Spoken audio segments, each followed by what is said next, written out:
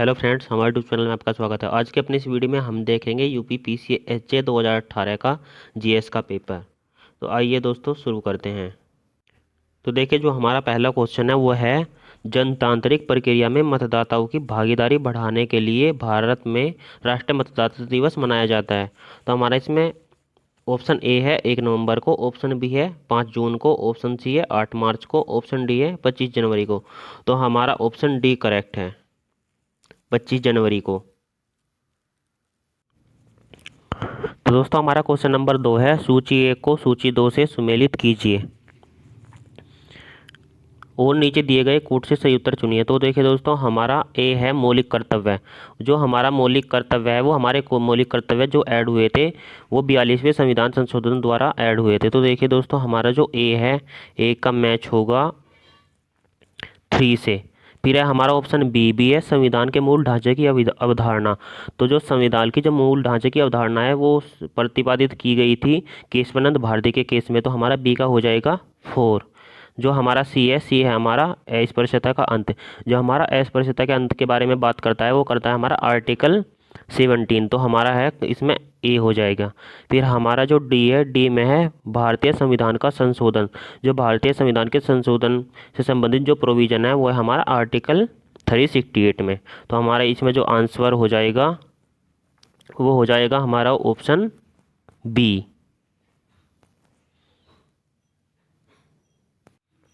फिर हमारा अगला क्वेश्चन है, लोकसभा में शून्यकाल की अधिकतम अवधि है। तो हमारा ऑप्शन ए है 30 मिनट, ऑप्शन बी है 60 मिनट, ऑप्शन सी है 2 घंटे, ऑप्शन डी है अनिश्चितकाल। तो हमारे इसमें ऑप्शन ए करेक्ट है, 30 मिनट। फिर हमारा नेक्स्ट क्वेश्चन है, कानूनी विषयों पर राज्य सरकार को कौन परामर्श देता है। तो हमारा इसमें ऑप्शन ए है महान्यायवादी, ऑप्शन बी है महाधिवक्ता, ऑप्शन सी है उच्च न्यायालय का मुख्य न्यायाधीश, ऑप्शन डी है इनमें से कोई नहीं। तो हमारा इसमें ऑप्शन बी है करेक्ट, महाधिवक्ता। जो महाधिवक्ता है उससे संबंधित जो प्रोविजन किया गया है वो आर्टिकल 165 में किया गया है और ये राज्य सरकार का वकील होता है। और जो ये महान्यायवादी है, महान्यायवादी से संबंधित जो प्रोविजन है वो आर्टिकल 72 में, ये होता है केंद्र सरकार का वकील।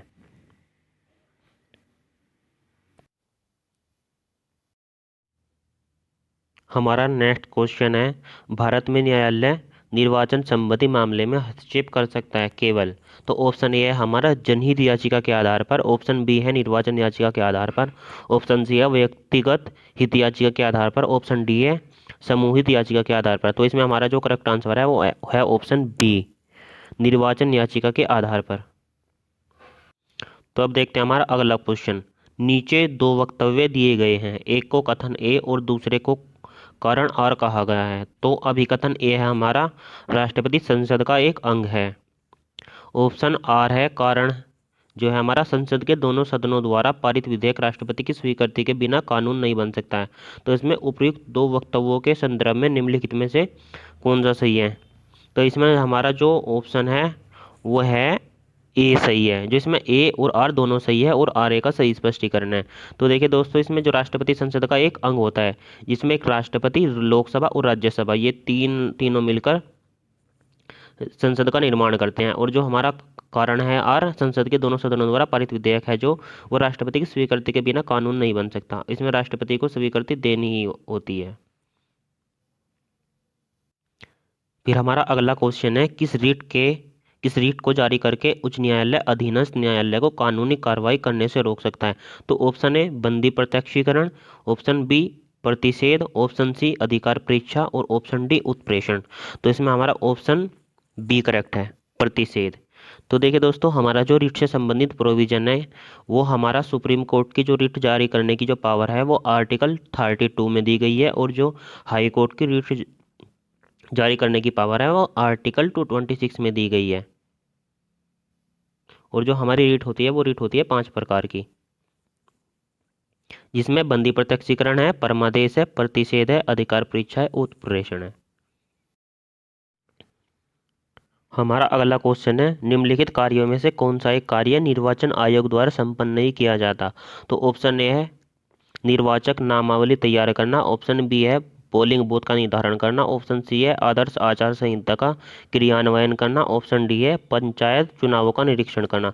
तो हमारे में ऑप्शन डी करेक्ट है। पंचायत चुनाव का निरीक्षण करना, जो पंचायत चुनाव का निरीक्षण करना होता है वो किया जाता है डीएम द्वारा।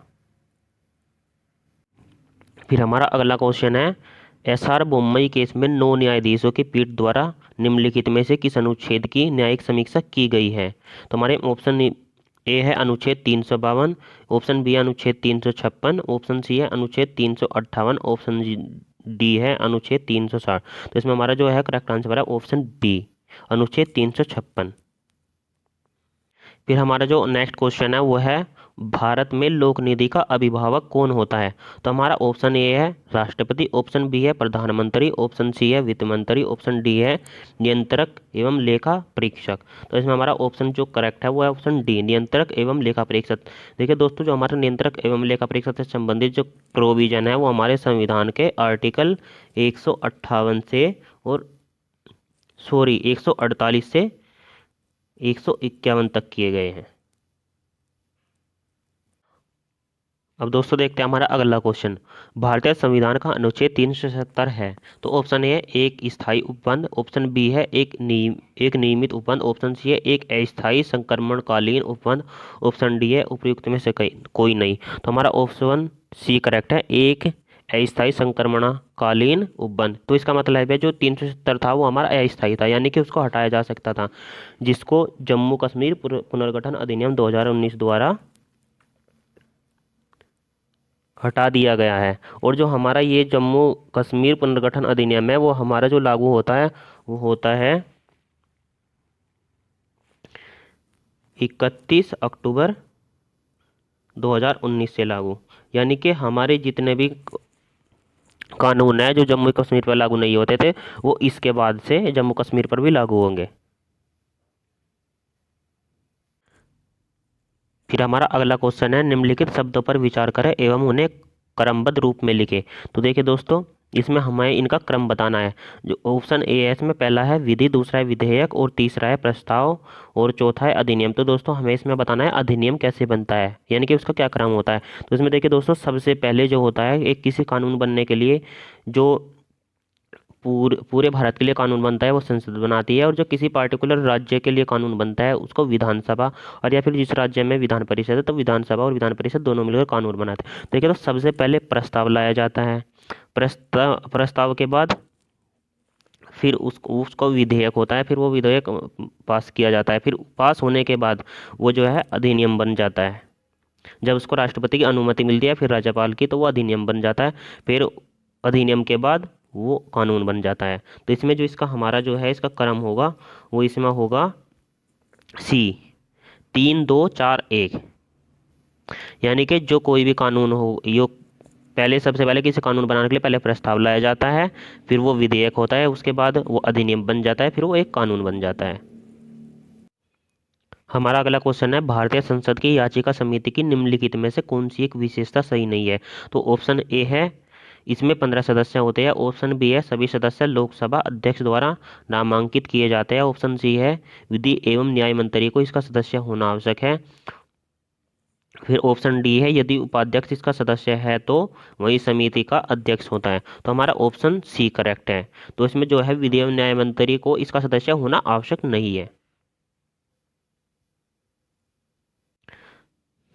फिर हमारा अगला क्वेश्चन है, भारत में राज्यों तथा केंद्र शासित क्षेत्रों की संख्या के संबंध में नीचे दिए गए विकल्पों में से अपना सही उत्तर चुनिए। तो इसमें ऑप्शन ए 28 राज्य एवं 6 केंद्र शासित प्रदेश, ऑप्शन बी है 29 राज्य एवं 7 केंद्र शासित क्षेत्र, ऑप्शन सी है 29 राज्य एवं 6 केंद्र शासित क्षेत्र, ऑप्शन डी है 28 राज्य एवं 5 केंद्र शासित क्षेत्र। तो इसमें देखिए दोस्तों, ये पेपर है 2018 का। 2018 में जो थे हमारे 29 राज्य थे एवं 7 केंद्र शासित प्रदेश थे। उसके बाद जो हमारा जम्मू कश्मीर पुनर्गठन अधिनियम 2019 है उसके द्वारा जो हमारा जम्मू एंड कश्मीर था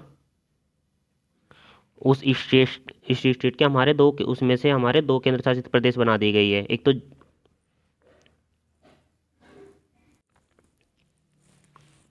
एक तो हमारा जम्मू और कश्मीर और एक हमारा लद्दाख। तो फिर हमारे उसके बाद हुए 28 राज्य और 9 केंद्र शासित प्रदेश। तो उसके बाद हमारे जो 2 केंद्र शासित प्रदेश थे दादर और नगर हवेली और दमन एवं दीव, तो इन दोनों को ज्वाइंट करके फिर एक केंद्र शासित प्रदेश बना दिया गया है। तो अब जो हमारे प्रेजेंट में है वो 28 स्टेट हैं और 8 केंद्र शासित प्रदेश हैं। फिर हमारा अगला क्वेश्चन है, निम्नलिखित कर्तव्य में से कौन सा कर्तव्य भारतीय संविधान के अनुच्छेद 51A में दिए गए मूल कर्तव्यों में शामिल नहीं किया गया है। तो ऑप्शन ए आम चुनावों में मतदान करना, ऑप्शन बी है हमारी मिलीजुली संस्कृति की गौरवपूर्ण विरासत को महत्व देना एवं सुरक्षित रखना, ऑप्शन सी है वैज्ञानिक प्रवृत्ति को विकसित करना, ऑप्शन डी है भारत की संप्रभुता एकता एवं अखंडता को बनाए रखना व सुरक्षित रखना। तो हमारा इसमें ऑप्शन ए करेक्ट है, आम चुनाव में मतदान करना। हमारा अगला क्वेश्चन है, भारत के राष्ट्रीय मानवाधिकार आयोग के विषय में निम्नलिखित कथनों पर विचार करें एवं सही उत्तर दें। तो हमारे इसमें ऑप्शन ए है इसका गठन 1993 में हुआ, ऑप्शन बी है इसके अध्यक्ष व सदस्यों की नियुक्ति भारत के राष्ट्रपति के द्वारा की जाती है, फिर इसमें हमारा ऑप्शन सी है HHRC का अध्यक्ष भारत का अवकाश प्राप्त मुख्य न्यायाधीश होता है। तो ऑप्शन डी है उपयुक्त सभी सही है, तो इसमें हमारा ऑप्शन डी करेक्ट है, तो इसमें उपयुक्त सभी सही है। हमारा अगला क्वेश्चन है, निम्नलिखित में से कौन आज भारत की दलीय व्यवस्था की एक सामान्य विशेषता नहीं है। तो हमारे इसमें ऑप्शन ए है दलों का विखंडन एवं ध्रुवीकरण होना, ऑप्शन बी है अधिकांश दलों का आधार वैचारिकी है व राष्ट्रहित से प्रेरित है, ऑप्शन सी है व्यक्तित्व उन्मुख राजनीतिक दल, ऑप्शन डी है राजनीतिक दलों का अनियंत्रित विकास। तो हमारा इसमें जो करेक्ट आंसर है ऑप्शन बी, अधिकांश दलों का आधार वैचारिकी है वह राष्ट्र हित से प्रेरित है। इसमें हमारा अगला क्वेश्चन है, एक लोक कल्याणकारी राज्य के कार्य के रूप में भारत में स्वावलंबन योजना निम्नलिखित में से किस वर्ष प्रारंभ की गई थी। तो ऑप्शन ए हमारा अक्टूबर 2012 में, ऑप्शन बी है सितंबर 2014 में, ऑप्शन सी है जनवरी 2011 में, ऑप्शन डी है सितंबर 2010 में। तो इसमें जो हमारा जो करेक्ट आंसर है वो ऑप्शन डी सितंबर 2010 में। तो इसमें हमारा अगला क्वेश्चन है, निम्नलिखित में से कौन सा मौलिक अधिकार विदेशी नागरिकों को प्राप्त नहीं है। तो हमारे इसमें ऑप्शन ए विधि के समक्ष समता, ऑप्शन बी है अभिव्यक्ति की स्वतंत्रता, ऑप्शन सी है प्राण एवं दैहिक स्वतंत्रता का अधिकार, ऑप्शन बी है शोषण के विरुद्ध अधिकार। तो देखिए दोस्तों, हमारा जो ऑप्शन बी है अभिव्यक्ति की स्वतंत्रता वो विदेशी नागरिकों को प्राप्त नहीं है। तो देखिए दोस्तों, जो ऑप्शन ए है विधि के समक्ष समता वो हमारा आर्टिकल 14 में उसके बारे में प्रावधान किया गया है, और अभिव्यक्ति की स्वतंत्रता जो है हमारे आर्टिकल 19A में, और जो हमारा प्राण एवं दैहिक स्वतंत्रता का अधिकार है वो हमारा आर्टिकल 21 में बताया गया है, और शोषण के विरुद्ध जो हमारा अधिकार है वो हमारा आर्टिकल 23 और आर्टिकल 24 में है।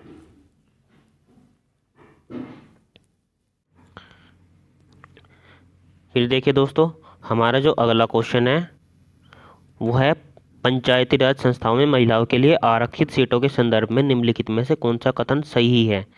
तो इसमें दोस्तों हमें बताना है कौन सा कथन सही है। तो हमारा इसमें जो पहला है वो है इसका प्रावधान संविधान के अनुच्छेद 243D के 3 में किया गया है।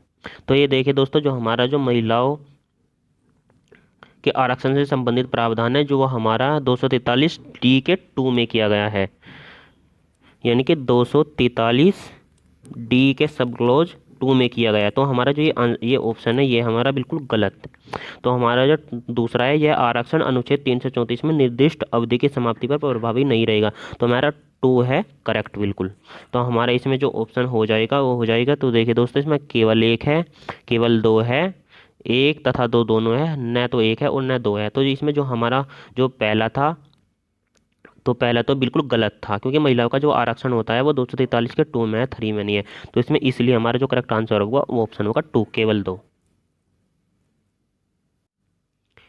इसमें हमारा अगला क्वेश्चन है, फिर भारत की राष्ट्रीय आय में किस क्षेत्र का योगदान सर्वाधिक है। तो ऑप्शन ए कृषि क्षेत्र का, ऑप्शन बी उद्योग क्षेत्र का, ऑप्शन सी सेवा क्षेत्र का, ऑप्शन डी उपरोक्त में से कोई नहीं। तो हमारे इसमें करेक्ट आंसर है ऑप्शन सी सेवा क्षेत्र का।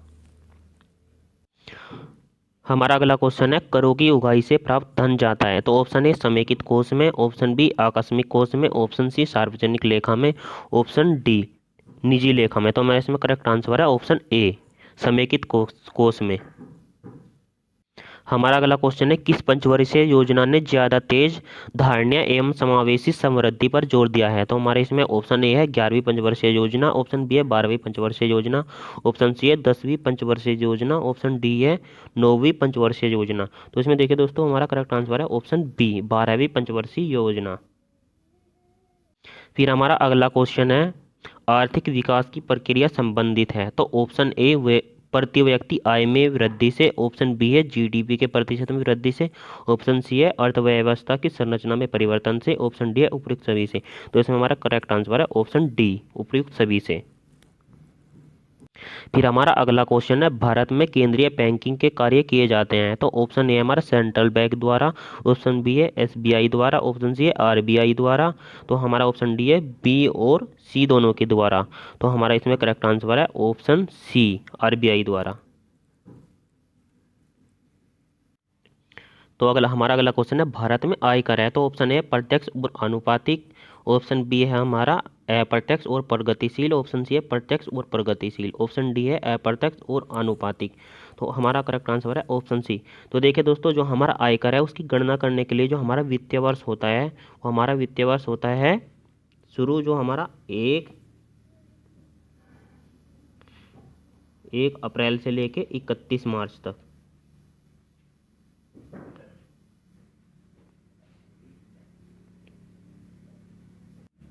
फिर हमारा अगला क्वेश्चन है निम्नलिखित कथनों पर विचार कीजिए। तो हमारा इसमें पहला ऑप्शन है भारत ने अधिकांश सभी उपभोक्ता वस्तुओं में आत्मनिर्भरता प्राप्त कर ली है। तो दूसरा है हमारा पूंजीगत वस्तुओं के संबंध में भारत अभी भी आयातों पर निर्भर है।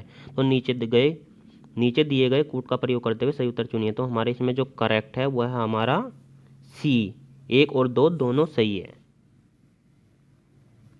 फिर हमारा अगला क्वेश्चन है यदि भारतीय रिजर्व बैंक द्वारा नगद आरक्षित अनुपात को कम किया जाता है तो साख सर्जन पर इसका क्या क्या प्रभाव होगा। तो ऑप्शन ए बढ़ जाएगा, ऑप्शन बी हमारा ऑप्शन ए घट जाएगा, ऑप्शन बी हमारा बढ़ जाएगा, ऑप्शन सी यथावत रहेगा, फिर ऑप्शन डी हमारा उपयुक्त में से कोई प्रभाव नहीं होगा। तो हमारे इसमें करेक्ट आंसर है ऑप्शन बी, बढ़ जाएगा।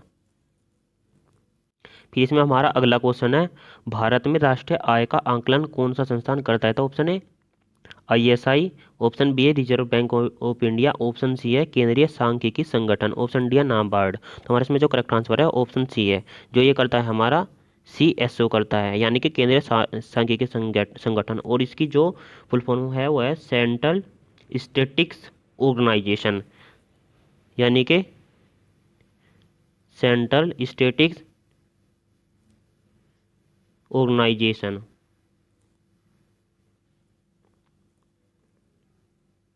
फिर हमारा अगला क्वेश्चन है गिल्ट एज बाजार का अर्थ है। तो इसमें हमारा ऑप्शन ए है बंदूकों का बाजार, ऑप्शन बी है सरकारी प्रतिभूति का बाजार, ऑप्शन सी है सराफा बाजार, फिर हमारा इसमें जो ऑप्शन डी है वो है शुद्ध धातुओं का बाजार। तो देखिए इसमें हमारा जो करेक्ट आंसर है वो ऑप्शन बी, यानी कि सरकारी प्रतिभूति का बाजार। फिर इसमें हमारा अगला क्वेश्चन है इकोमार्क प्रतीक संबंधित है। तो हमारा इसमें ऑप्शन ए निर्यात वस्तुओं से, ऑप्शन बी आयात वस्तुओं से, ऑप्शन सी है सर्वोत्तम गुणवत्ता वाली वस्तुओं से, ऑप्शन डी है पर्यावरण के लिए सुरक्षित वस्तुओं से। तो हमारे इसमें करेक्ट आंसर डी है, यानी कि जो हमारा इकोमार्क है वो पर्यावरण के लिए सुरक्षित वस्तुओं से संबंधित है। फिर हमारा अगला क्वेश्चन है नीचे दिए गए कोटों की सहायता से रिक्त स्थान की पूर्ति कीजिए। यानी कि पिछले दशक की अवधि में विश्व में इस मान्यता का बल मिल रहा है कि विश्व में चीन और भारत दो बड़ी, तो इसमें खाली स्थान है बन रही है। तो इसमें ऑप्शन ए हमारा आर्थिक महाशक्तियाँ, ऑप्शन बी परमाणु महाशक्तियाँ, ऑप्शन सी राजनीतिक महाशक्तियाँ, उपरोक्त डी में से है, फिर उपयुक्त में से कोई नहीं। तो इसमें हमारा जो आंसर है ए है आर्थिक महाशक्तियाँ, यानी कि जो पिछले दशक की अवधि में विश्व में इस मान्यता को बल मिल रहा है कि विश्व में चीन और भारत में दो बड़ी आर्थिक महाशक्तियाँ बन रही हैं। फिर हमारा अगला क्वेश्चन निम्नलिखित में से किस वस्तु का भारत से निर्यात सर्वाधिक रहा है। तो ऑप्शन ए कृषि एवं संबंधित उत्पाद, ऑप्शन बी रसायन, ऑप्शन सी अभियांत्रिकीय वस्तुएं। फिर हमारा नेक्स्ट ऑप्शन है वस्त्र। तो इसमें हमारा करेक्ट आंसर है ऑप्शन सी है अभियांत्रिकीय वस्तुएं, यानी कि इंजीनियरिंग गुड्स। फिर हमारे इसमें अगला क्वेश्चन है ट्राई निम्नलिखित में से किस क्षेत्र की नियामक संस्था है। तो ऑप्शन ए यातायात की, ऑप्शन बी पर्यटन की, ऑप्शन सी दूरसंचार की, ऑप्शन डी तकनीकी शिक्षा की। तो हमारे इसमें करेक्ट आंसर है ऑप्शन सी दूरसंचार की। जो ट्राई है वो हमारा जो हमारी नियामक संस्था है वो है उसकी दूरसंचार की। हमारा अगला क्वेश्चन है निम्नलिखित कथनों पर विचार कीजिए। कथन ए है हमारा जीडीपी के प्रतिशत के रूप में भारत सरकार का राजकोषीय घाटा 2017-18 में बजट अनुमान की तुलना में अधिक था। फिर इसका हमारा है कारण आर, वर्ष 2017-18 में परोक्ष करों की वसूली जीएसटी लागू हो जाने के कारण सापेक्षता कम थी। फिर इसमें नीचे दिए गए कूट से सही उत्तर चुनिए। तो देखिए दोस्तों, इसमें जो हमारा ऑप्शन हो जाएगा वो हो जाएगा ए और आर दोनों सही है, और आर ए का सही स्पष्टीकरण है। तो एक बार और दोबारा से देख लेते हैं। तो देखिए दोस्तों, जो हमारे जीडीपी के प्रतिशत के रूप में भारत सरकार का राजकोषीय घाटा 2017-18 में बजट अनुमान की तुलना में अधिक था, तो ये भी सही है। और हमारा जो इसका आर था, कारण वर्ष 2017-18 में परोक्ष करों की वसूली जीएसटी लागू हो जाने के पश्चात सापेक्षता कम थी, तो ये भी हमारा सही है। तो इसमें करेक्ट आंसर हो जाएगा ऑप्शन ए। तो अब देखते हैं हमारा अगला क्वेश्चन, विशेष आहरण अधिकार यानी कि एसडीआरएस उपलब्ध है। तो हमारा ऑप्शन ए है आरबीआरडी विश्व बैंक में, बी है हमारा आईएमएफ में, सी है इंटरनेशनल डेवलपमेंट एसोसिएशन में, ऑप्शन डी है आई ओईसीडी में। तो हमारा इसमें जो करेक्ट आंसर है ऑप्शन बी है आईएमएफ, यानी कि इंडियन आईएमएफ होता है जो हमारा, इसकी होती है full form international mutual fund.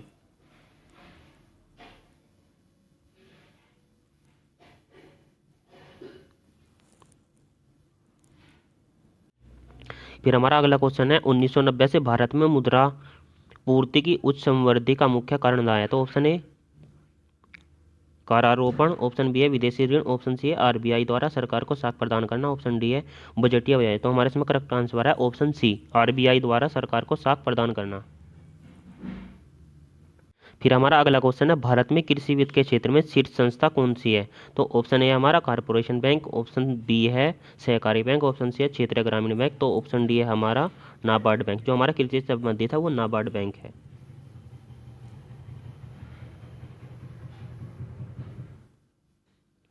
फिर हमारा अगला क्वेश्चन है, प्लान्ड इकोनॉमी फॉर इंडिया के लेखक है। तो ऑप्शन ए है सर एम विश्वेश्वरैया, बी है डॉक्टर के पी माथुर, ऑप्शन सी है के एम मुंशी, ऑप्शन डी है सी वी रमन। तो इसमें करेक्ट आंसर है option A sir M Visvesvaraya.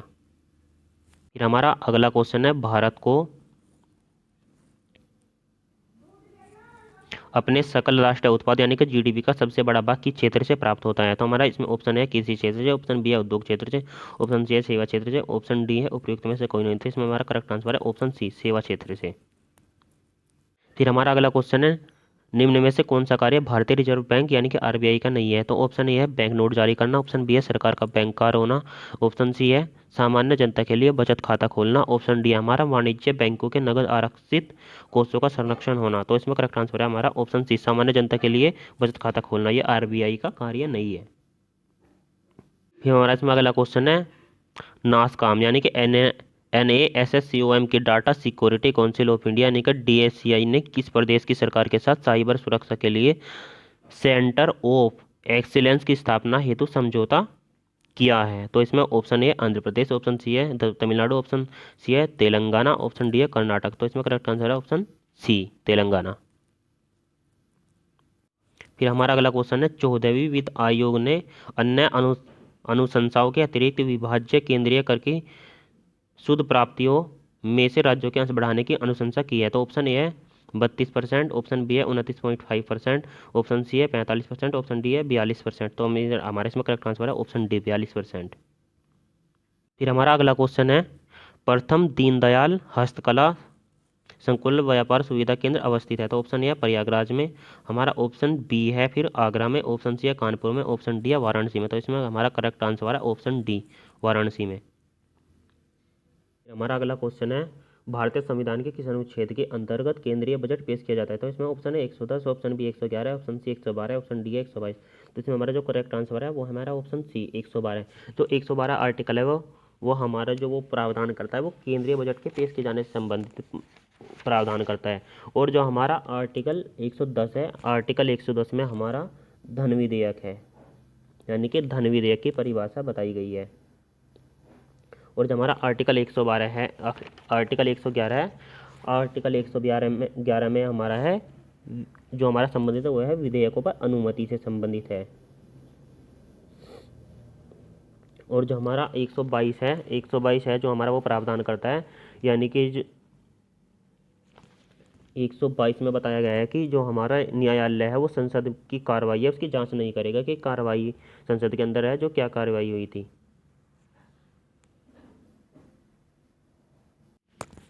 फिर हमारा अगला क्वेश्चन है निम्नलिखित वक्तव्यों पर ध्यान दें, यानी कि अभिकथन ए हमारा ताजे फल की मछली उत्पादन में भारत का स्थान विश्व में दूसरा है।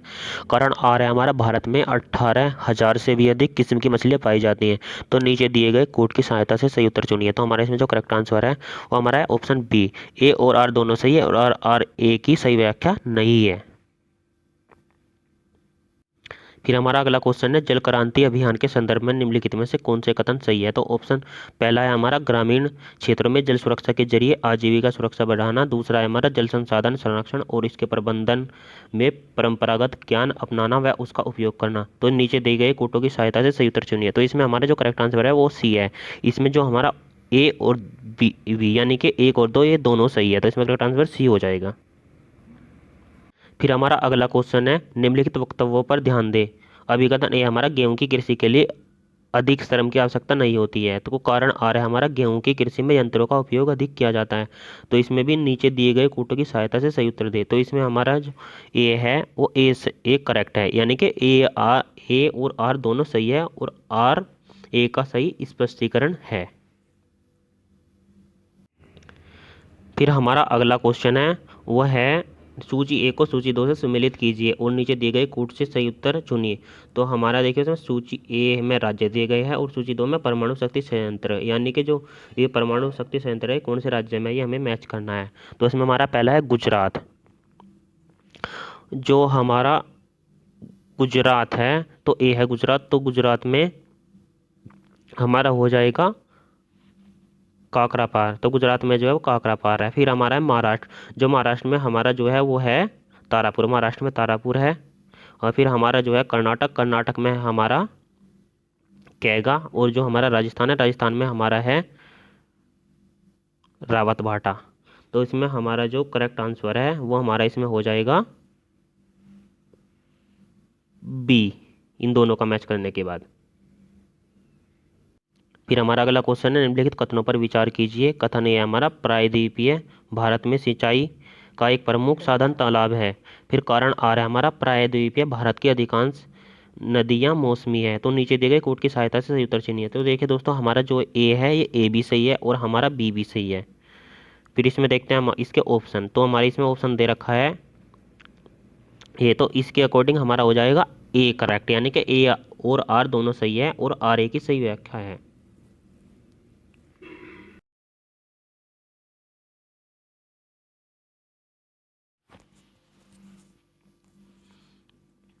फिर हमारा अगला क्वेश्चन है निम्नलिखित कथनों पर विचार कीजिए।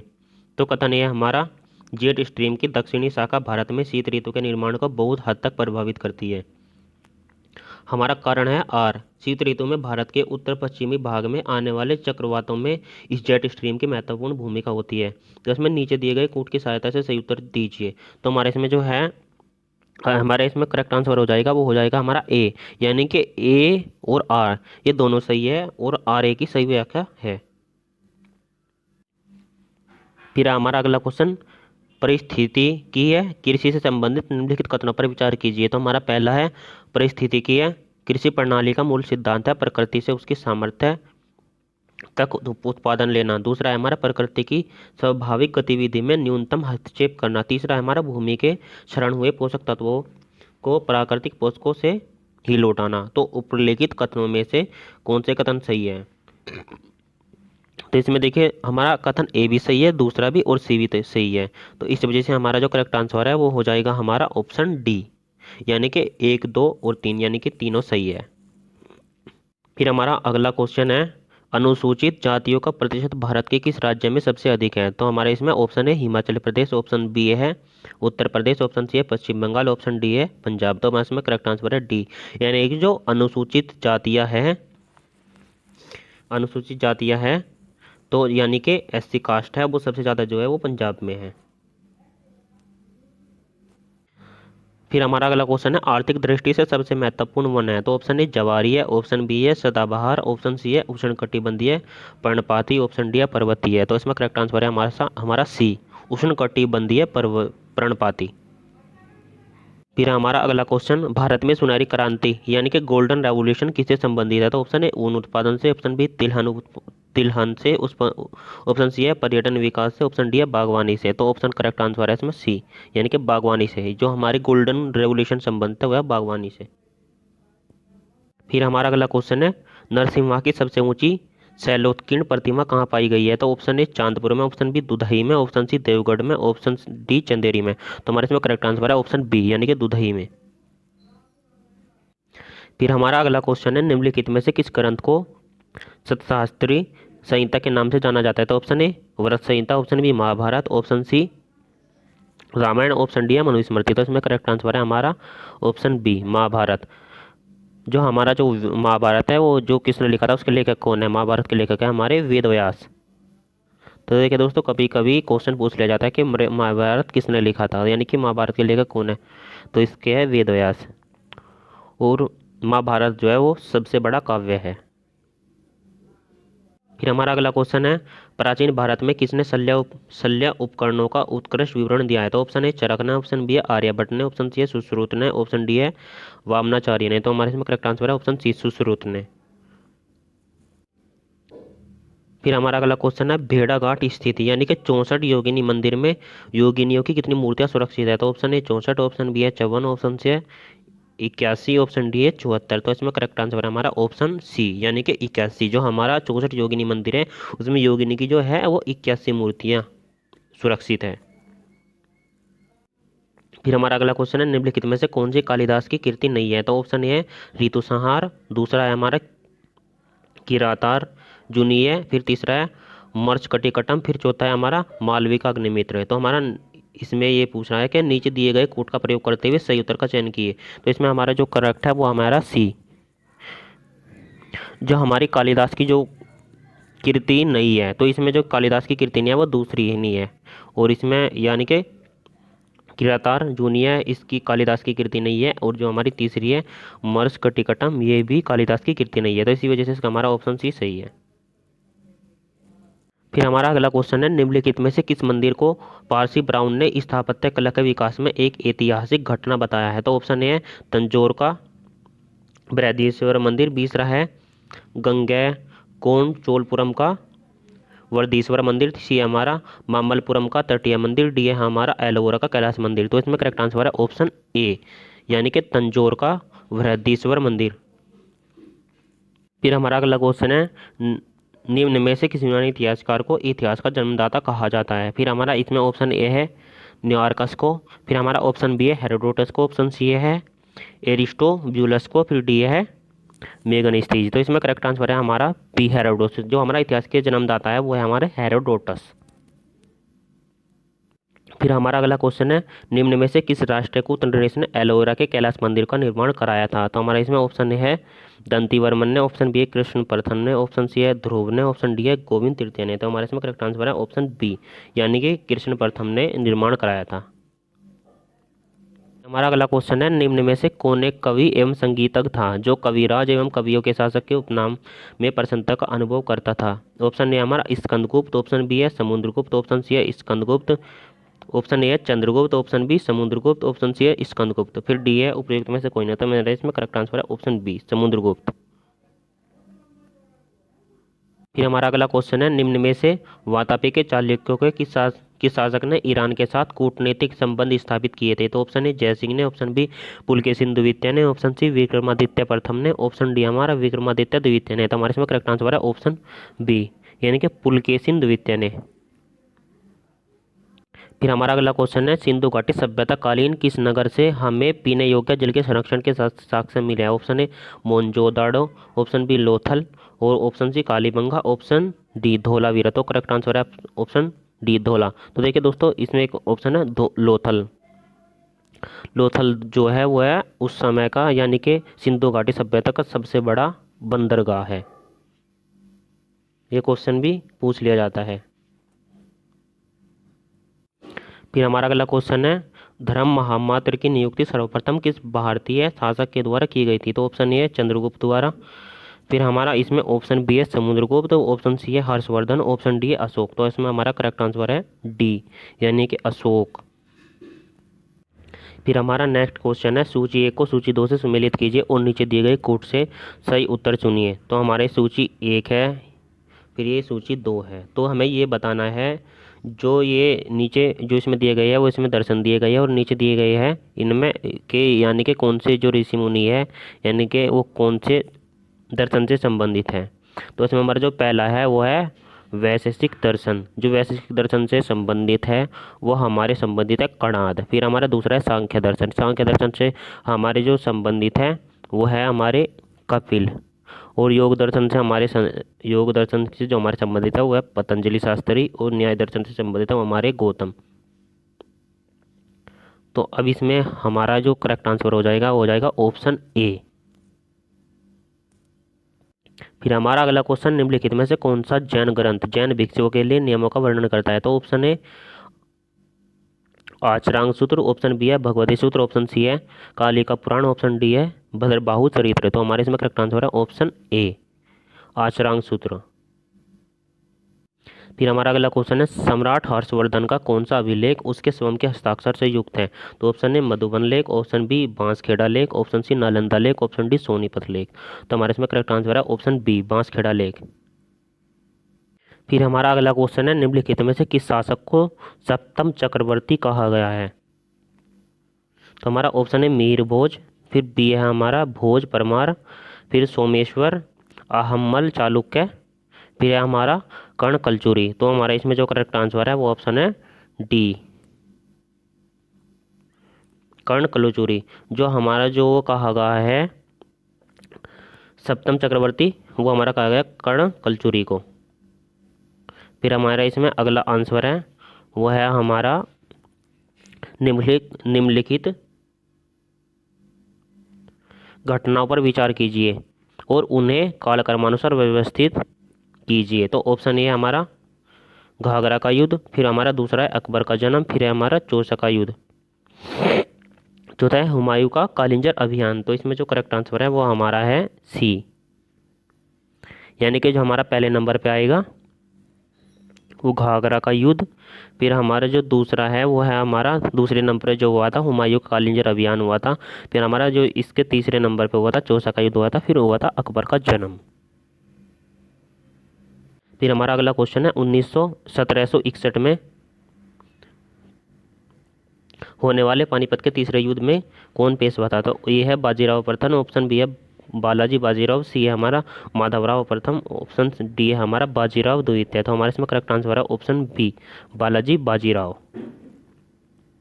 फिर हमारा अगला आंसर है सुप्रसिद्ध साहित्यिक कृति किताबुल हिंद लिखी गई थी। तो ए अलबरूनी द्वारा, बी है हमारा बदायूनी द्वारा, ऑप्शन सी है जिला जिलाउद्दीन बरनी द्वारा, ऑप्शन डी हमारा काफी खां द्वारा। तो हमारे इसमें करेक्ट आंसर है ए अलबरूनी द्वारा। फिर हमारा अगला क्वेश्चन है पानीपत की काबुली बाग मस्जिद का निर्माण किसने किसने करवाया। तो ऑप्शन ए अकबर ने, ऑप्शन बी औरंगजेब ने, ऑप्शन सी बाबर ने, ऑप्शन डी इब्राहिम लोदी ने। तो मेरे इसमें करेक्ट आंसर है ऑप्शन सी बाबर ने। फिर हमारा अगला क्वेश्चन है बीरबल का वास्तविक नाम क्या था। ऑप्शन ए है रामदास, ऑप्शन बी है श्यामदास, ऑप्शन सी है महेश दास, ऑप्शन डी है भगवान दास। तो हमारा करेक्ट आंसर है ऑप्शन सी महेश दास। बीरबल का वास्तविक नाम जो है वो महेश दास था। फिर अगला क्वेश्चन, तैमूर के आक्रमण के समय दिल्ली का सुल्तान कौन था। तो option A Ghiyasuddin Tughlaq, option B Firoz Tughlaq, option C Abu Bakr Shah, option D हमारा नसीरुद्दीन महमूद तुगलक। तो हमारा इसमें करेक्ट आंसर है ऑप्शन डी नसीरुद्दीन महमूद तुगलक। फिर हमारा अगला क्वेश्चन, सूची 1 को सूची 2 से सुमेलित कीजिए और नीचे दिए गए कोटों की सहायता से सही उत्तर चुनिए। तो ओ ये है हमारा शाही पद अधिनियम, फिर है हमारा बी यानी कि सूची ए क्या है, सूची ए या फिर 2, यानी कि पहले में हमारा बताया गया है कौन सी घटना है, दूसरा बताया गया फिर उसकी कौन सी डेट, यानी कि हमें क्रम वाइज बताना है पहला कौन सा हुआ था। तो इसमें हमारा जो है शाही पद अधिनियम, जो शाही पद अधिनियम है जो हमारा 1876, और फिर हमारा दूसरा होगा भारतीय सिविल सर्विसेज एक्ट जो वो पारित किया गया था, वो हमारा पारित किया गया था 1904 में। और जो हमारा शारदा एक्ट है, शारदा एक्ट जो हमारा पारित किया गया था वो किया गया था 1929 में। और जो हमारा भारतीय विश्वविद्यालय अधिनियम है वो हमारा पारित किया गया था 1861 में। तो हमारे इसमें करेक्ट आंसर हो जाएगा ऑप्शन बी। फिर हमारा अगला क्वेश्चन है, निम्न में से कौन सुमेलित नहीं है? तो ऑप्शन ए पिंडारी युद्ध यानी कि लॉर्ड हेस्टिंग्स, बी है हमारा प्रथम अफगान युद्ध यानी कि लॉर्ड आकलैंड, फिर सी है हमारा सिंध विलय लॉर्ड एलनबरो, डी है हमारा द्वितीय सिख युद्ध यानी कि लॉर्ड होर्डिंग। तो हमारा इसमें जो है जो सही सुमेलित नहीं है वो ऑप्शन डी है, यानी कि द्वितीय सिख युद्ध है जो लॉर्ड हार्डिंग के समय नहीं हुआ था। फिर अगला क्वेश्चन है हमारा, सती प्रथा किस नियम द्वारा समाप्त हुई? तो ए है नियम 12, फिर हमारा बी है नियम 14, फिर हमारा सी है नियम 15, फिर हमारा डी है नियम 17। तो हमारा इसमें आंसर है डी नियम 17 द्वारा। हमारा अगला क्वेश्चन है, निम्नलिखित में से किसने वॉइस ऑफ इंडिया का प्रकाशन किया? ए है सुरेंद्र नाथ बैनर्जी, ऑप्शन बी है दादा भाई नौरोजी, सी है हमारा बाल गंगाधर तिलक, डी है हमारा क्रिस्टोफर पाल। तो हमारे इसमें करेक्ट आंसर है बी दादा भाई नौरोजी। फिर हमारा अगला क्वेश्चन है, डाक खाना एक्ट कब पारित किया गया था? तो ऑप्शन ए है 1852 में, ऑप्शन बी है 1853 में, ऑप्शन सी 1854 में, ऑप्शन डी है 1855 में। तो हमारे इसमें करेक्ट आंसर है ऑप्शन सी 1854 में। डाक खाना एक्ट है जो हमारा 1854 में पारित किया गया था। फिर हमारा अगला क्वेश्चन है, निम्नलिखित नेताओं में से किसने न्यू लैंप्स फॉर ओल्ड प्रकाशित किया? तो ए है विपिन चंद्र पाल ने, ऑप्शन बी है सुरेंद्र नाथ बैनर्जी ने, ऑप्शन सी है गोपाल कृष्ण गोखले ने, डी है अरविंदो घोष ने। तो हमारे इसमें करेक्ट आंसर है डी अरविंदो घोष ने। फिर हमारा अगला क्वेश्चन, एलईडी की कार्यप्रणाली किस सिद्धांत पर आधारित है? तो ऑप्शन है प्रतिदीप्ति पर, ऑप्शन बी है स्फुर दीप्ति पर, ऑप्शन सी हमारा विद्युत संदीप्ति पर, ऑप्शन डी उपयुक्त में से कोई नहीं। तो हमारा इसमें जो करेक्ट आंसर है ऑप्शन सी है विद्युत संदीप्ति पर। फिर हमारा अगला क्वेश्चन है, नैनो पदार्थों के लिए निम्नलिखित में से क्या सत्य नहीं है? तो हमारा इसमें ऑप्शन ए है नैनो कार्बन इस्पात से ज़्यादा शक्तिशाली है, बी है हमारा नैनो फाइबर के कपड़े गंदे नहीं होते, फिर है हमारा सी नैनो दवाइयाँ ज़्यादा प्रभावकारी होती हैं, फिर हमारा ऑप्शन डी है होम्योपैथी नैनो पदार्थों का उपयोग करती है। तो हमारा इसमें करेक्ट आंसर है डी होम्योपैथिक नैनो पदार्थों का उपयोग करती हैं। फिर हमारा अगला क्वेश्चन है, निम्नलिखित में से सबसे अधिक पीएच किसकी होती है? तो ए है जठर रस की, बी है पित्ताशय में पित्त की, फिर सी हमारा अग्नाशी रस की, डी है लार की। तो हमारे इसमें करेक्ट आंसर है ऑप्शन सी अग्नाशी रस। फिर हमारा इसमें अगला क्वेश्चन है, ग्रीन हाउस प्रभाव में कौन सी गैस मुख्य भूमिका निभाती है? तो ऑप्शन ए H2, ऑप्शन बी है N2, फिर सी है हमारा CO2, फिर डी है हमारा SO2। हमारे इसमें करेक्ट आंसर है सी यानी कि CO2।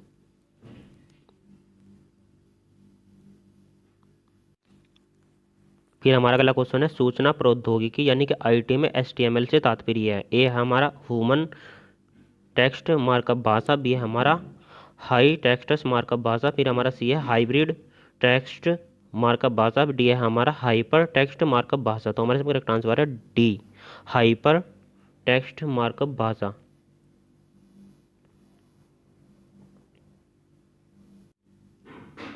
फिर हमारा अगला क्वेश्चन है, निम्नलिखित रोगों में जीवाणु किनका कारण है? तो ए है कुष्ठ रोग, बी है हमारा प्लेग, और सी है हमारा गलसुआ, फिर हमारा डी है पोलियो। तो हमारे इसमें जो है करेक्ट आंसर है वो है हमारा बी यानी कि और ए और दो सही है, यानी कि जो विषाणु का कारण है वो है हमारा प्लेग और गलसुआ।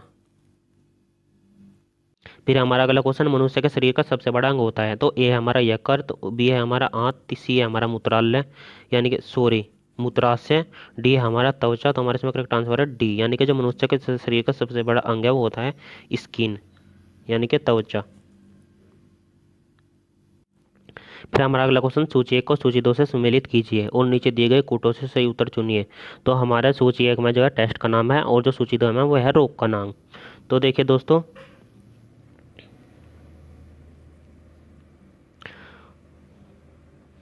इसमें जो है हमारा मानटूस यानी कि जो मानटूस हमारा जो टेस्ट है वो हमारा संबंधित है तपेदिक से, और जो हमारा बी है एलिसा, जो हमारा एलिसा टेस्ट संबंधित है वो है एड्स से, और जो हमारा विडाल टेस्ट है वो हमारा संबंधित है टाइफाइड से, और जो हमारा टर्निक्यूट टेस्ट है वो हमारा डेंगू बुखार से संबंधित। तो इसमें हमारा करेक्ट आंसर हो जाएगा ऑप्शन डी।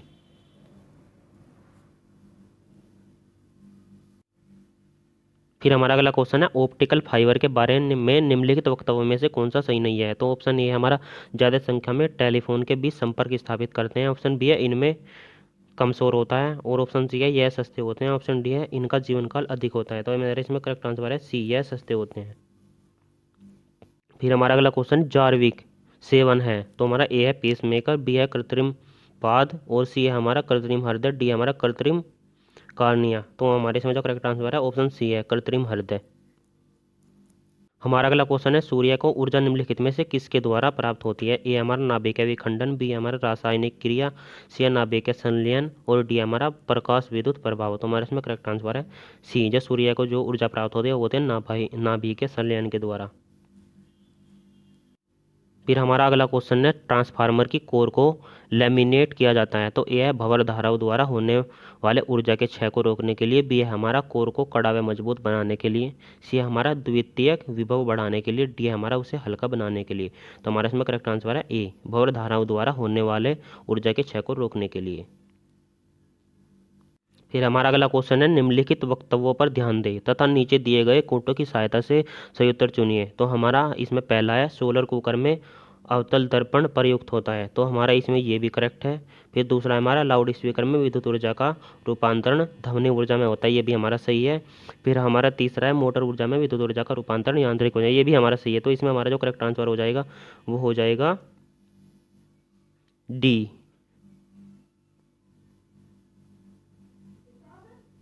यानी कि सभी 1 और 2 3 सब सही है। फिर हमारा अगला क्वेश्चन है प्रकृति में सबसे मजबूत बल निम्नलिखित में से कौन सा है। तो ये हमारा गुरुत्वाकर्षण बल, बी है हमारा नाभिकीय बल, सी है हमारा इलेक्ट्रोस्टैटिक बल, फिर हमारा डी है चुंबकीय बल। तो हमारा करेक्ट आंसर है ऑप्शन बी, नाभिकीय बल। फिर हमारा अगला क्वेश्चन है इन निम्नलिखित खगोलीय पिंड में से किसमें हीलियम 3 जो कि ऊर्जा का एक संभावित स्रोत है प्रचुर मात्रा में पाया जाता है। तो हमारा इसमें ऑप्शन ए है पृथ्वी, ऑप्शन बी है शनि ग्रह, ऑप्शन सी है शुक्र, ऑप्शन डी है चंद्रमा। तो हमारे इसमें करेक्ट आंसर है ऑप्शन बी, शनि ग्रह। फिर हमारा अगला क्वेश्चन है निम्नलिखित में से किससे सबसे अधिक गंभीर जलन होती है। ए हमारा उबलता पानी, बी हमारा गर्म पानी, सी हमारा भाप, और डी हमारा पिघलता बर्फ। तो हमारे इसमें करेक्ट आंसर है ऑप्शन सी, भाप से। इसमें फिर हमारा अगला क्वेश्चन है विश्व के ताज़ा पानी का कितना अनुमानित प्रतिशत अंटार्कटिका में है। तो ए हमारा 50%, ऑप्शन बी है 40%, और सी हमारा 70%, और डी हमारा 100%। तो हमारे इसमें करेक्ट आंसर है ऑप्शन सी, 70%।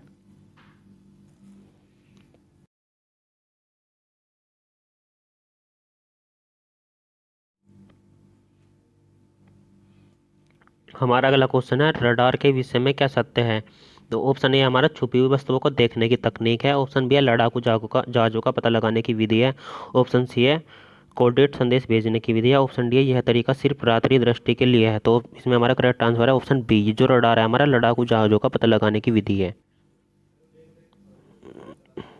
फिर हमारा अगला क्वेश्चन है सूची 1 को सूची 2 से सुमेलित कीजिए और नीचे दिए गए कोड की सहायता से सही उत्तर चुनिए। तो हमारे इसमें ए है हमारा 98.4 फ़ारेनहाइट, जो हमारे ये होता है वो होता है हमारे मनुष्य के शरीर का ताप। फिर हमारा बी है वो हमारा है 76 सेंटीमीटर पारे का, जो ये हमारा संबंधित है जो है हमारा वायुमंडलीय दबाव। जो हमारा सी है 80 से लेकर 120 तक, जो ये होता है मनुष्य के रक्त का दाब। और जो हमारा होता है डी है जो है पाउंड होता है, जो किसी भी वाहन के पहिए में जो हवा भरी जाती है तो हम उसे पाउंड में नापते हैं।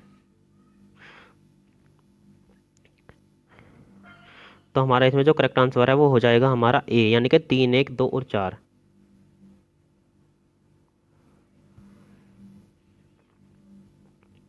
फिर हमारा अगला क्वेश्चन है किस धातु के बर्तन में भोजन शीघ्रता से पकेगा। तो option A steel, option B तांबा, ऑप्शन सी चांदी, ऑप्शन डी कांसा। तो इसमें करेक्ट आंसर है हमारा सी, चांदी, यानी कि चांदी जो है हमारा इसकी चांदी की जो है चालकता सबसे अधिक होती है। हमारा अगला क्वेश्चन निम्नलिखित में से कौन सा सही है। तो हमारा अग्नि 5 देश का लंबी दूरी करने का सतह से हवा में मार करने वाला। फिर हमारा दूसरा है इसकी पूरी मारक क्षमता किलोमीटर से ज़्यादा है। फिर तीसरा हमारा, इसे श्रीहरिकोटा यानी कि आंध्र प्रदेश से छोड़ा गया था। फिर उस हमारा चौथा है, भारत ने परमाणु क्षमता युक्त अग्नि 5 सफलतापूर्वक छोड़कर अमेरिका, रूस, फ्रांस व चीन के एलाइट क्लब में शामिल होता गया। तो इसमें हमारा जो सही है वो हो जाएगा हमारा डी, यानी कि जो हमारा सही है वो 2 और 4, ये बिल्कुल करेक्ट है। फिर हमारा अगला क्वेश्चन है, उस मिसाइल का नाम बताइए जिसे भारत व रूस के संयुक्त प्रयास से मई यानी कि 21 मई 2018 को उड़ीसा तट से सफलतापूर्वक छोड़ा गया था। तो ए हमारा अग्नि 5, हमारा इसमें बी ऑप्शन है ब्रह्मोस, हमारा सी है पृथ्वी सेकंड, फिर डी हमारा सरमत। तो इसमें करेक्ट आंसर है बी, यानी कि वो मिसाइल थी वो थी ब्रह्मोस। फिर इसमें हमारा अगला क्वेश्चन, सूची 1 को सूची 2 से सम्मिलित कीजिए और नीचे दिए गए कोटों की सहायता से सही उत्तर चुनिए। तो हमारा जो ए है, सूची 1 है सूची 2, यानी कि इसे सम्मिलित करना है। तो हमारे इसमें जो ए है इंटरनेट स्पीड है, जो हमारा इंटरनेट स्पीड है उसको हम उसको हम नापते हैं, वो होते हैं हमारी 2 Mbps में। तो इसका ए का हो जाएगा 2। फिर हमारा दूसरा पेन ड्राइव की मेमोरी, जो हमारी पेन ड्राइव की मेमोरी होती है उसको हम नापते हैं जीबी में, इस वो होती है 8 GB। फिर हमारा इसमें नेक्स्ट है हमारा सी है फेसबुक, जो हमारा फेसबुक है वो हमारा सोशल मीडिया है। फिर हमारा जो डी है वो है याहू, ये जो हमारा याहू है वो ईमेल है, यानी कि वो ईमेल है। तो हमारा इसमें करेक्ट आंसर हो जाएगा ऑप्शन बी। फिर हमारा अगला क्वेश्चन है, निम्नलिखित में से कौन सी बीमारी बैक्टीरिया से नहीं होती। तो ए है मलेरिया, बी है हमारा टाइफाइड, सी है हमारा डिप्थीरिया, डी है हमारा टेटेनस। तो हमारे इसमें करेक्ट आंसर है ऑप्शन ए, यानी कि जो मलेरिया है वो बैक्टीरिया से नहीं होती। फिर हमारा अगला क्वेश्चन है वो है, कैंसर के संदर्भ में निम्नलिखित में से कौन से वक्तव्य सही है। तो पहला है हमारा, बारीक सुई यानी कि चषक FNA बायोप्सी कैंसर से संबंधित है। दूसरा है हमारा, मस्तिष्क ट्यूमर को निकालने के लिए कार्बन डाइऑक्साइड लेजर का प्रयोग किया जाता है। तो हमारा इसमें नीचे दिए गए कोड का प्रयोग करते हुए सही उत्तर चुनिए। तो हमारे इसमें जो करेक्ट है वो हमारा ए भी सही है और बी भी सही है। तो हमारे इसमें जो है वो करेक्ट आंसर हो जाएगा इसलिए सी, यानी कि ए एवं दो दोनों सही है। फिर हमारा अगला क्वेश्चन है, निम्नलिखित कथनों पर विचार करें और नीचे दिए गए कुट्टों का प्रयोग करते हुए सही उत्तर चुनें। तो हमारा पहला है, एड्स का पहला मामला भारत में 1968 में देखा गया। दूसरा है हमारा, भारत का पहला एड्स कंट्रोल प्रोग्राम 1992 से 1999 यानी कि 1992 में प्रारंभ किया गया। साथ ही राष्ट्रीय एड्स कंट्रोल संगठन NACO का निर्माण प्रोग्राम के क्रियान्वयन के लिए किया गया। फिर इसमें तीसरा है, नेशनल काउंसिलिंग ऑन एड्स के अध्यक्ष प्रधानमंत्री हैं। तो हमारे इसमें जो करेक्ट है पहला भी और दूसरा भी और तीसरा भी, तो इसलिए इसमें हमारा करेक्ट आंसर हो जाएगा ऑप्शन डी, उपयुक्त सभी। फिर इसमें हमारा अगला क्वेश्चन है, किस प्रकार का इंजन सबसे कम प्रदूषण उत्पन्न करता है। तो ऑप्शन है पेट्रोल इंजन, ऑप्शन बी है गैस इंजन, ऑप्शन सी है डीजल इंजन, ऑप्शन डी है कैरोसिन इंजन। तो इसमें हमारा करेक्ट आंसर है ऑप्शन बी, गैस इंजन। जो गैस इंजन है वो सबसे कम प्रदूषण उत्पन्न करता है। फिर हमारा इसमें अगला क्वेश्चन है, मनुष्य के रक्त के संदर्भ में निम्नलिखित में से कौन सा वक्तव्य सही है। तो हमारा पहला है, एक स्वस्थ मनुष्य में हीमोग्लोबिन का प्रतिशत एक स्वस्थ महिला की तुलना में अधिक होता है। हमारा दूसरा है, मनुष्य में रुधिर पट्टिकाणु की सामान्य संख्या वो जो हमारी होती है 2 लाख से 4,50,000 क्यू मिलीमीटर होती है। नीचे दिए गए कोड का प्रयोग करते हुए सही उत्तर चुनिए। तो हमारे इसमें ए भी सही है और यानी कि पहला भी सही है और दूसरा भी सही है। तो हमारे इसमें इसलिए करेक्ट आंसर हो जाएगा सी, यानी कि 1 और 2 दोनों सही है। फिर हमारा अगला क्वेश्चन है, सूची 1 को सूची 2 से सम्मिलित कीजिए और नीचे दिए गए कूट में से सही उत्तर चुनिए। तो हमारा जो सूची 1 है या सूची 2 है, तो इसमें जो हमारा परमाणु बम है, परमाणु बम हमारा नाभिक के ऊर्जा से संबंधित है। और जो हमारा बर्फ का पिघलना है, बर्फ का पिघलना संबंधित है, वह हमारा उष्मा ऊर्जा से संबंधित। और जो सी हमारा गड़गड़ाहट है, जो हमारी गड़गड़ाहट संबंधित है वह ध्वनि ऊर्जा है। जो हमारा सूर्योदय है वह हमारी प्रकाश ऊर्जा से संबंधित। फिर हमारा अगला क्वेश्चन है, निम्नलिखित में से कौन सा वक्तव्य सही नहीं है। तो ए हमारा, सर्वोच्च न्यायालय ने 2018 में निष्क्रिय इच्छा मृत्यु को कानूनी मान्यता था। बी हमारा, निष्क्रिय इच्छा मृत्यु के लिए रोगियों को एक जीवित विल देना होगा। ऑप्शन सी हमारा, सर्वोच्च न्यायालय की एक 5 सदस्यीय संवैधानिक पीठ ने पिंकी वीरानी के मामले में यह न्याय दिया। फिर हमारा, निष्क्रिय इच्छा मृत्यु के लिए रोगियों को या तो गंभीर मृत्यु, दुर्लभ बीमार या वनस्पति की स्थिति में होना चाहिए। तो हमारा इसमें आंसर है सी। तो इसमें सी है हमारा जो आंसर है वो सही नहीं है, क्योंकि जो हमारा निष्कर्ता इस समस्या से संबंधित है वो हमारा था अरुणा रामचंद्र सानबांग का मामला। फिर हमारा अगला क्वेश्चन है हीरा इसलिए कठोर है क्योंकि ए है इसे जलाया नहीं जा सकता, बी हमारा यह कार्बन परमाणुओं से बना होता है, ऑप्शन सी यह एक विशाल अणु है, डी हमारा सभी चारों वैलेंस इलेक्ट्रॉन्स प्रत्येक कार्बन परमाणु से सहसंयोजक बॉन्ड से जुड़े होते हैं। तो हमारे इसमें करेक्ट आंसर है डी, यानी कि सभी चारों वैलेंस इलेक्ट्रॉन्स प्रत्येक कार्बन परमाणुओं से सहसंयोजक बॉन्ड से यानी कि बंध से जुड़े होते हैं। फिर हमारा अगला क्वेश्चन है एथलीट फुट नामक रोग होता है, ए बैक्टीरिया से, बी कणक से, सी हमारा प्रोटोजोआ से, डी है हमारा नेमेटोड से। तो हमारे इसमें करेक्ट आंसर है बी, कणक से। हमारा अगला क्वेश्चन है संयुक्त राष्ट्र की एक संस्था ने कौन सी शर्त रखी है कि सभी देश 2050 तक अपने तापमान को निम्नलिखित में से उस सीमा तक करें। तो ए हमारा 1.5 डिग्री सेंटीग्रेड तापमान कम करना, बी हमारा 2 डिग्री सेंटीग्रेड तापमान करना, सी हमारा 1 डिग्री सेंटीग्रेड तापमान कम करना, डी हमारा उपरोक्त में से कोई नहीं। तो हमारे इसमें करेक्ट आंसर है ए, 1.5 डिग्री सेंटीग्रेड तापमान कम करना। फिर हमारा अगला क्वेश्चन है निम्नलिखित वक्तव्यों पर विचार करें एवं नीचे दिए गए कोड की सहायता से अपना सही उत्तर चुनें। पहला हमारा है 25 सितंबर 2018 को संयुक्त राष्ट्र महासचिव ने 2019 से 2028 दशक को नेल्सन मंडेला शांति का दशक घोषित किया है। दूसरा है हमारा साथ ही मंडेला की 100वीं जन्म शताब्दी पर उन्होंने संयुक्त राष्ट्र में उनकी मूर्ति का अनावरण किया था। हमारे इसमें करेक्ट आंसर ए बी और दो बी, यानी कि ए और दो दोनों सही है। हमारा अगला क्वेश्चन है विश्व कप यानी कि वर्ल्ड कप हॉकी खेल प्रतियोगिता नवंबर 2018 में भारत के किस शहर में आयोजित की गई थी। तो ए नई दिल्ली में, बी भुवनेश्वर में, सी हमारा पुरी में, डी हमारा कोलकाता में। तो इसमें करेक्ट आंसर हो जाएगा बी, भुवनेश्वर में। हमारा अगला क्वेश्चन है दो भारतीय डॉक्टर भरत वातवानी तथा सोनम वांगचुक ने 31 अगस्त 2018 को एक सम्मानीय अवार्ड प्राप्त किया, उस अवार्ड का नाम बताइए। तो ए हमारा वर्ल्ड एक्सीलेंस अवार्ड 2018, बी हमारा निकी एशिया प्राइज 2018, सी हमारा किस ह्यूमैनिटेरियन अवार्ड 2018, डी हमारा रमन मैगसेसे अवार्ड 2018 में से करेक्ट आंसर है डी, रमन मैगसेसे अवार्ड 2018। फिर हमारा अगला क्वेश्चन है यूएस ओपन्स टेनिस प्रतियोगिता 2018 से महिला एकल का खिताब किसने जीता। ये है हमारा सेरेना विलियम्स, बी है हमारा एन इस्तासिजा शिवस्तोवा, सी है हमारा नियोमी ओसाका, डी है हमारा एलेना वेसनीना। तो हमारा इसमें करेक्ट आंसर है सी, नियोमी ओसाका। फिर हमारा अगला क्वेश्चन है मीटू अभियान का प्रारंभ निम्नलिखित में से किस सहायता के लिए किया गया है। तो ए गरीबी रेखा के नीचे की महिलाएं, बी हमारा अनुसूचित जाति व जनजाति, सी हमारा यौन उत्पीड़न की शिकार महिलाएं, डी हमारा अनुसूचित जाति व अनुसूचित जाति की महिलाएं। तो इसमें हमारा करेक्ट आंसर हो जाएगा, वो हो जाएगा सी, यौन उत्पीड़न की शिकार महिलाएं। फिर हमारा अगला क्वेश्चन है जून 2018 में किस देश ने व्हाट्सएप और फेसबुक पर कर लगाया है। तो हमारा ए है युगांडा ने, बी हमारा जैम्बिया ने, सी हमारा जिम्बाब्वे ने, डी हमारा तंजानिया ने। तो हमारे इसमें करेक्ट आंसर हो जाएगा ए, युगांडा ने। फिर हमारा अगला क्वेश्चन है ट्वाइलाइट चिल्ड्रेन नामक की पुस्तक किस रोग से पीड़ित व्यक्तियों के जीवन पर आधारित है। तो हमारे ऑप्शन है एड्स से, ऑप्शन बी है डाउन सिंड्रोम से, ऑप्शन सी है कैंसर से, ऑप्शन डी है दृष्टिहीनता से। हमारा करेक्ट आंसर है बी, डाउन सिंड्रोम से।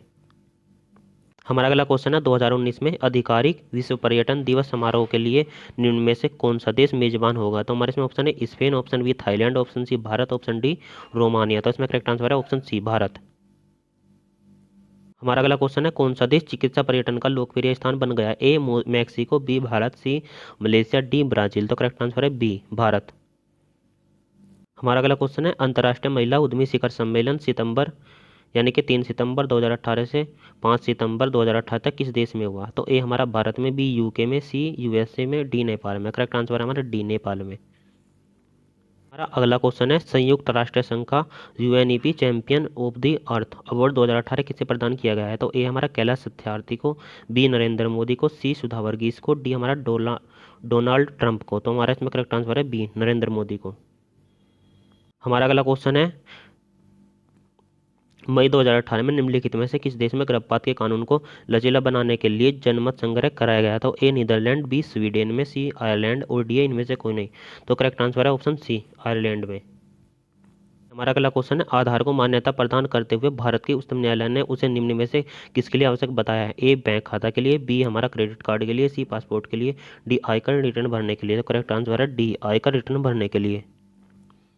हमारा अगला क्वेश्चन है, प्रोफेसर GD अग्रवाल जिनका 10 अक्टूबर 2018 को देहांत हो गया है, किस कारण से आमरण अनशन कर रहे थे? ए वन संरक्षण से संबंधित, बी है प्लास्टिक मुक्त भारत, डी सी गंगा निर्मलीकरण और डी है स्वच्छता अभियान। तो करेक्ट आंसर है हमारा सी गंगा निर्मलीकरण। हमारा अगला क्वेश्चन है, 16 से 27 सितंबर 2018 के दौरान पूरे देश में पर्यटन पर्व आयोजित किया गया, निम्नलिखित में से कौन पर्व के 3 प्रमुख घटकों में शामिल नहीं था? ए हमारा देखो अपना देश, बी है पर्यटन सबके लिए, सी है पर्यटन तथा शासन, डी है हमारा पर्यटन तथा डिजिटल तकनीकी। तो हमारा करेक्ट आंसर है डी पर्यटन तथा डिजिटल तकनीकी।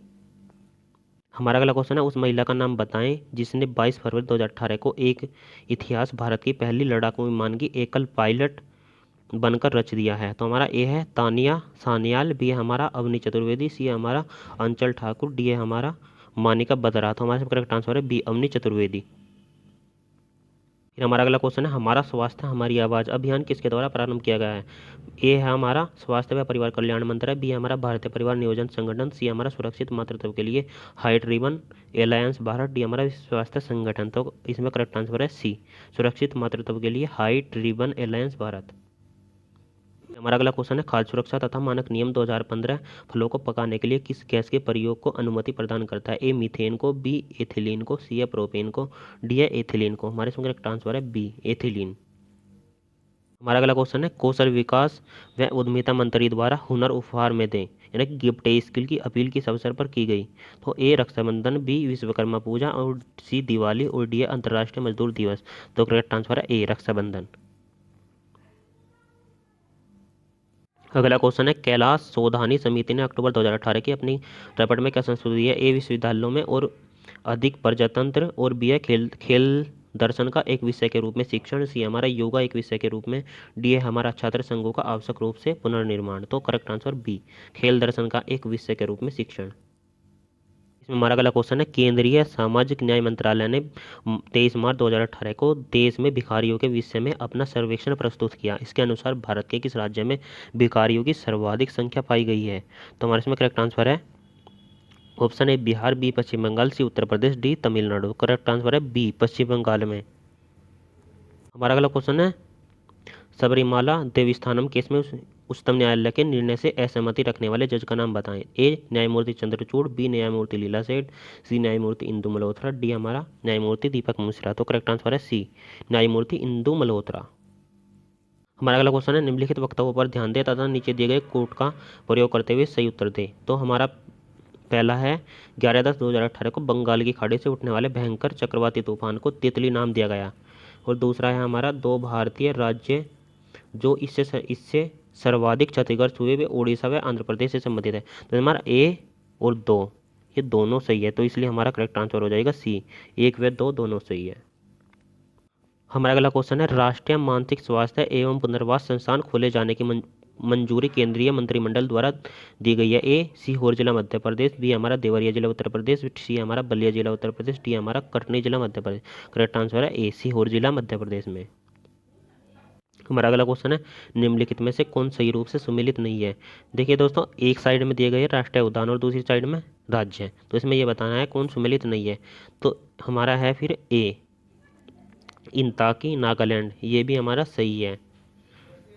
फिर हमारा इसमें ऑप्शन बी है सिंगलीला पश्चिम बंगाल, ये भी सही है। और फिर हमारा है हमारा बेतला मेघालय, ये हमारा सही मैच नहीं है। फिर हमारा डी है ताड़ोबा महाराष्ट्र, ये भी हमारा सही है।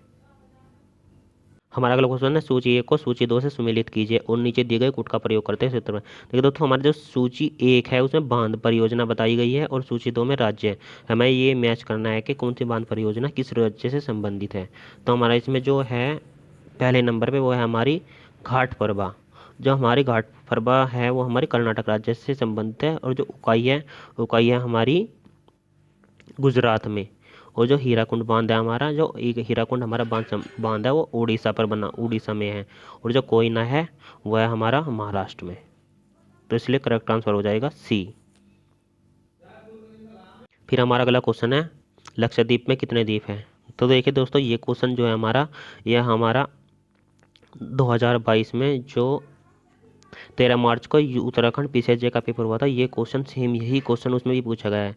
तो इसलिए पीवाई के सॉल्व करना बहुत ही इंपॉर्टेंट होता है। तो देखिए लक्षद्वीप पे कितने द्वीप है। Option A 17, option B 27, option C 36, option D 41। तो करेक्ट आंसर है सी 36। हमारा अगला क्वेश्चन है, gas authority of India limited ने प्राकृतिक गैस के लिए पाइपलाइन का विशाल नेटवर्क का निर्माण किया है, जिसकी लंबाई है। ऑप्शन ए है 6400 किलोमीटर, बी है हमारा 15600 किलोमीटर, सी है हमारा 8700 किलोमीटर, डी हमारा 40000 किलोमीटर। तो करेक्ट आंसर है सी 8700 किलोमीटर। फिर हमारा अगला क्वेश्चन है, भारत वन स्थिति रिपोर्ट यानी कि ISFR 2017 के अनुसार भारत में वन आच्छादित क्षेत्र में वृद्धि का प्रतिशत है। तो ए हमारा 0.49%, बी है 1.20%, सी है हमारा 0.94%, डी है हमारा 0.54%। करेक्ट आंसर है सी 0.94%। हमारा अगला क्वेश्चन, निम्नलिखित में से किस राज्य में चावल का सर्वाधिक उत्पादन होता है। तो हमारा ऑप्शन है उत्तर प्रदेश, ऑप्शन बी है पश्चिम बंगाल, ऑप्शन सी है पंजाब, ऑप्शन डी है आंध्र प्रदेश। करेक्ट आंसर है बी पश्चिम बंगाल में। फिर हमारा अगला क्वेश्चन है, भारत में विश्व की सबसे ऊंची सड़क है, यह कहाँ है। ए लेह और श्रीनगर, बी है लेह एवं मनाली, सी है श्रीनगर एवं जम्मू में, डी है जम्मू एवं शिमला में। करेक्ट आंसर है बी लेह एवं मनाली में।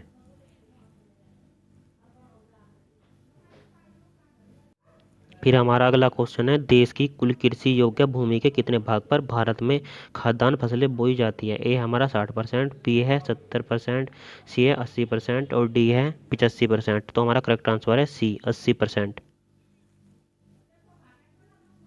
हमारा अगला क्वेश्चन है, सूची 1 को सूची 2 से सम्मिलित कीजिए और नीचे दिए गए कोड का प्रयोग करते हुए सही उत्तर दीजिए। देखिए सूची 1 में बंदरगाह है और दूसरे में सूची 2 में राज्य। तो हमें इसको बताना है कौन सा बंदरगाह कौन से राज्य में है। तो हमारा इसमें जो ऑप्शन है ए में अलेप्पी, जो हमारा अलेप्पी है वो स्थित है हमारी केरल में।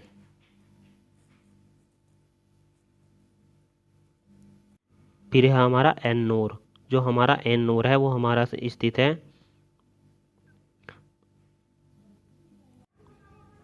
एन्नोर हमारा स्थित है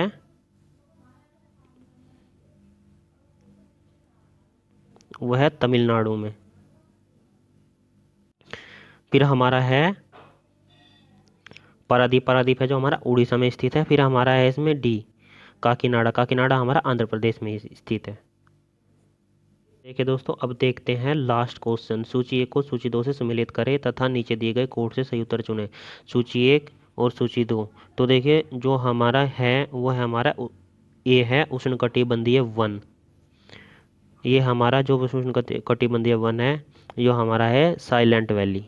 और जो हमारा बी है शंकु वृक्ष वन, ये हमारा है हिमाचल प्रदेश में। और जो हमारे कच्छ वन है हमारे सुंदरवन। और जो हमारे पतझड़ वन है वो है हमारे राजस्थान में।